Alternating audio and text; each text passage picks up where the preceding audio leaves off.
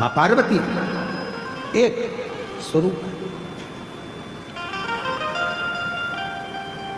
किसी ने पूछा मां पार्वती जी से कि लक्ष्मी जी 8 रूपों में धारण करती हैं, कोई उनको संतान लक्ष्मी कहता है, कोई उनको वैभव लक्ष्मी कहता है, कोई उनको धान्य लक्ष्मी कहता है, कोई उनको कुछ लक्ष्मी कहता है। अनेक तरह की लक्ष्मी की पूजन दुनिया के लोग करते हैं। और मां पार्वती जी आप तो अकेली। पार्वती जी कहती हैं कि मुझे अलग अलग रूप धारण कर कर देने की जरूरत नहीं पड़ती। जो संसार का व्यक्ति मेरे पति देवादिदेव महादेव को शंकर के मंदिर में जाकर शिवलिंग पर जब वो जल चढ़ाता है, आपको पहले भी कथा में कहा कि शंकर का जो ये शिवलिंग है, ये शिवलिंग शिव का स्वरूप है। ये जो जलाधारी है गोल जिसमें पानी गिरता है, ये पार्वती जी का स्वरूप है। सामने से जो जल बहता है उसके बीच में एक मोटी सी लाइन होती है जो भगवान शंकर की छोटी लड़की अशोक सुंदरी है। फिर राइट में गणेश जी महाराज, लेफ्ट में सदानंद कार्तिकेय जी हैं। शिवलिंग के ऊपर जो बूंद बूंद पानी घड़े में से टपकता रहता है वो शंकर जी की 5 लड़कियां हैं, जया, विषहरा, शामरी बारी, दौतली, देव। ये पूरा परिवार शंकर जी का एक ही जगह पर है। तो पार्वती जी कहती हैं लक्ष्मी जी को अपना रूप रखना पड़ेगा। संतान देना है तो संतान लक्ष्मी, धन देना है तो धान्य लक्ष्मी, वैभव देना है तो वैभव लक्ष्मी। पार्वती जी कहती हैं मुझे रूप रखने की जरूरत नहीं है। जो मनुष्य एक लोटा जल लेकर शंकर के मंदिर में जाकर शिवलिंग पर जल चढ़ाता है और वो जल जो मेरे पास बहकर आता है वो अलग अलग जगह से नहीं जाता, एक ही जगह से नीचे गिर जाता है। अर्थात शिव और पार्वती को रूप रखने की जरूरत नहीं पड़ती। जो आया जो मांगा एक ही रूप में उसके भंडार भर दिए जाते हैं, उसको धन वैभव सत्ता प्रदान कर दी जाती है। हमें रूप रखने की जरूरत नहीं।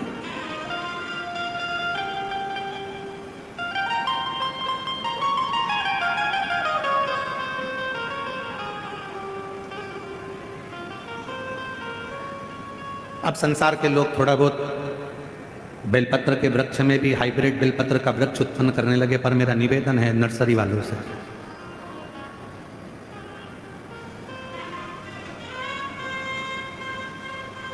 कई नर्सरी वाले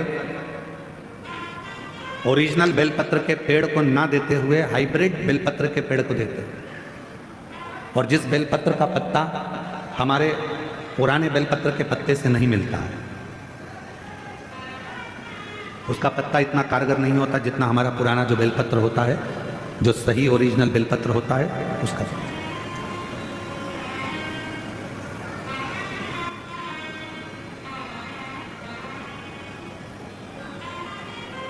अब हाइब्रिड बेलपत्र के पत्ते का अगर आप प्रयोग कर रहे हैं और उससे कोई फल नहीं मिल रहा तो हम नहीं जानते।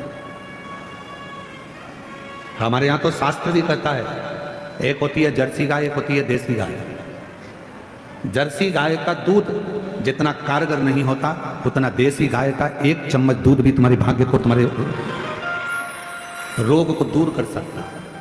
तुम्हारी जो दुख है, अंदर जो तकलीफ है, देसी गाय का 1 अंश दूध भी आपके लिए फायदेमंद हो सकता है। वो तो ना जाने कहां से ऐसा नियम आ गया कि शंकर जी पर 1 कुंतल दूध चढ़ाओ, 50 लीटर दूध चढ़ाओ, 5 लीटर दूध चढ़ाओ, 1 किलो दूध चढ़ाओ, 2 किलो दूध चढ़ाओ। हमारी शिव महापुराण में ऐसा कहीं नहीं लिखा कि शंकर जी पर 10 किलो दूध चढ़ाना, कि 108 किलो चढ़ाना, कि 50 किलो चढ़ाना, कि 25 किलो चढ़ाना।